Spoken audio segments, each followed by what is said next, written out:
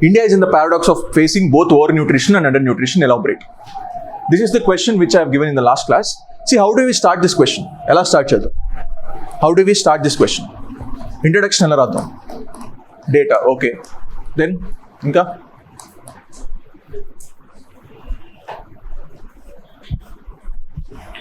See, generally, India was a food secure nation. India is a food secure nation. After 1960s Green Revolution, food availability ekku undi మన దగ్గర. India is a food secure nation. India has become from the begging bowl to the food secure nation in the world. Food supply to the world.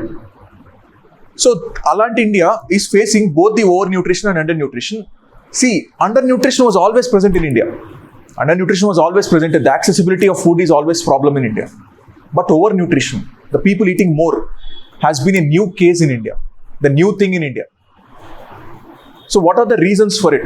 And then we will see now. But first, the introduction part. There is a double burden of nutrition in India.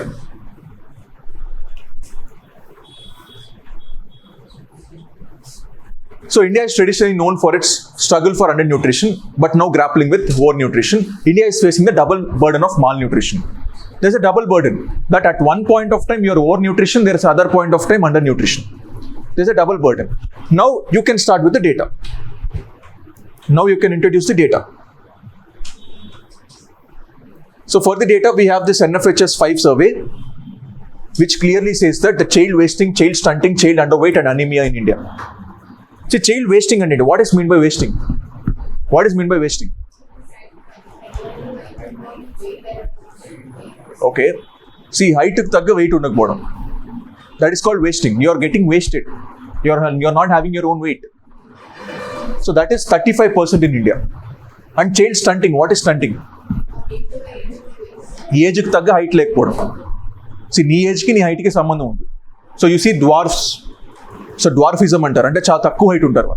So that is 19% in India. Child underweight. Obviously they are underweight. 32% in India. Anemia. Anemia is nothing but lack of iron content in women. Especially women lo ekku untundi. Because you go for the menstrual cycles, andukane you have that iron content getting lost. 57% is the anemia in India, which is highest in the world. And yesterday there was an article on anemia again. Anemia Mukt Bharat is the one which government of India is doing it. Then when it comes to obesity, 24% women and 23% men are obese in India. So this is the data given by the National Family Health Survey 5. Along with this, there are so many surveys done, especially in the cities. Hyderabad, Chennai, Delhi, Bangalore. Hyderabad lo 71% of the IT professionals are obese. Reason ఏంటి? Why do you think especially the IT professionals are obese? Because of work pressure, stress eating. Because of work pressure, stress eating will happen in IT professionals. That's why they are more obese. So then, once you understand the data, then we go to the reasons for both undernutrition and overnutrition.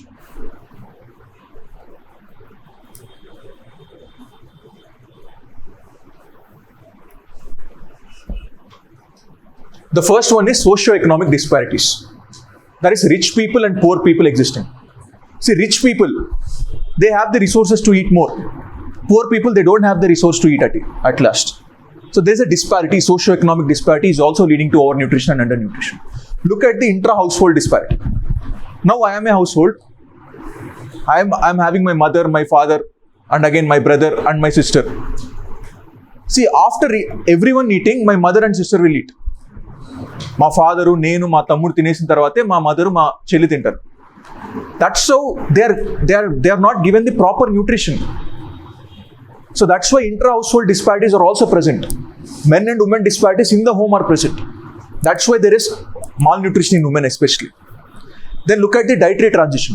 Previously, 1950s or 1960s, Indians were more focusing on the grains, especially millets. Ragi, bajra, jawar. Me father, future, last generation అడగండి, మీ అమ్మా నాన్న అడగండి, మీ grand ఫాదర్స్ని అడగండి. They were focusing on this millets. పొద్దున్నే చద్దన్నం తింటారు, which is a fermented rice. So these sort of దాని నుంచి fruits and vegetables ఫ్రెష్గా తినేవాళ్ళు. Now we have changed to the refined sugars, carbohydrates, the salts, everything has been changed. The dietary changes that has happened in this generation. Then look at the urbanization and lifestyle changes. Urbanization వల్ల You see, there is easy availability of food, but there is easy availability of bad food also. Fast foods, junk foods, everything is easily available. Food deserts ఉన్నాయి urbanization. Food deserts అంటే ఎంత కావాలంటే అంత food ఉంది urban ఏరియాస్లో. Nutrition food ఉంది, non healthy food ఉంది.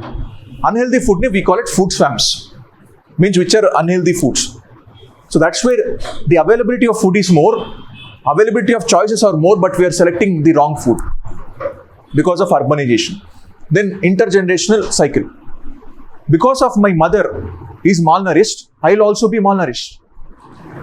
Because my mother was not given the proper nutrition, the child born to that mother is also a malnourished child.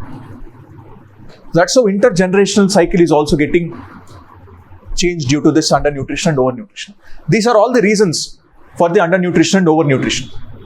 And even when you talk about the way forward, what we need to do to reduce the malnourishment.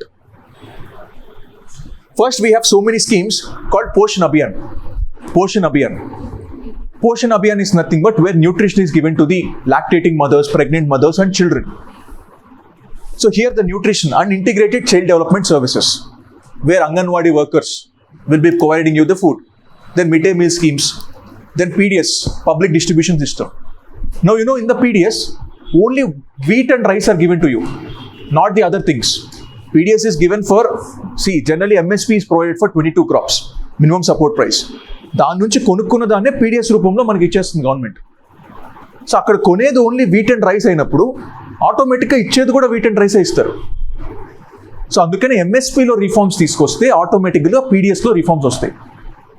అందుకే when people are talking about legalizing MSP, they are talking about legalizing MSP for the 22-23 crops.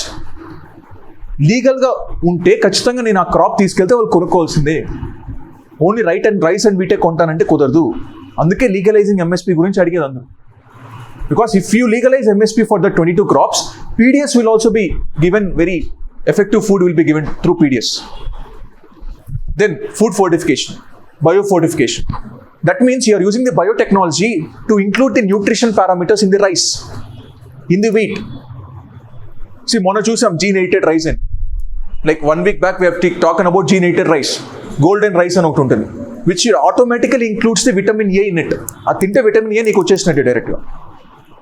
So that's how the food fortification is happening. Then clear front of package labeling. Like clear ga a package man raasi untaru, this is an ultra processed food, health ratings ivi, దీన్ని తింటే ఇంత sodium వస్తుంది నీకు, దీన్ని తింటే ఇంత ట్రాన్స్ fat వస్తుంది నీకు అని. ఇప్పుడు మీరు చూస్తూ ఉంటారు పైన లేబులింగ్లో ట్రాన్స్ ఫ్యాట్ ఫ్రీ ఫుడ్ అని. So that clearly is in చిలీలో ఒక లా ఉంటుంది, compulsory front of package labeling ఉండాలి దాంట్లో. Then we have the Brazil's zero hunger program. ఇక్కడ especially they have involve the women for the generation of the nutrition, for the promotion of the nutrition indicators. Women involve చేశారు ఎక్కువ. That has revolutionize the nutrition indicators in Brazil.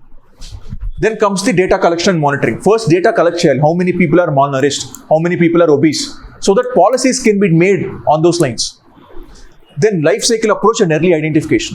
If you identify a malnourishment in the child in the early stage, you can solve it. But once it has turned into a disease or a communicable, non-communicable disease, then it will be a problem for you. Because especially obese people or the overnutrition of people who have diseases, non-communicable diseases like heart diseases, lung diseases, cancers, these are the things that are occurring because of this obesity. That's why you need to go for this life cycle approach. అంటే పుట్టినప్పటి నుంచి చచ్చిపోయేంత వరకు ఏ food తినాలి అనేది life cycle. Then early identification. Then Chennai slim city initiative. చెన్నైలో ఏంటంటే there is the slim city initiative, where ఇక్కడ కూడా మీరు చూసుంటారు కొన్ని పార్క్స్లో you will be provided gyms, community gyms, where you can go and have that gyms. అక్కడ చేయొచ్చు, జిమ్ చేయొచ్చు.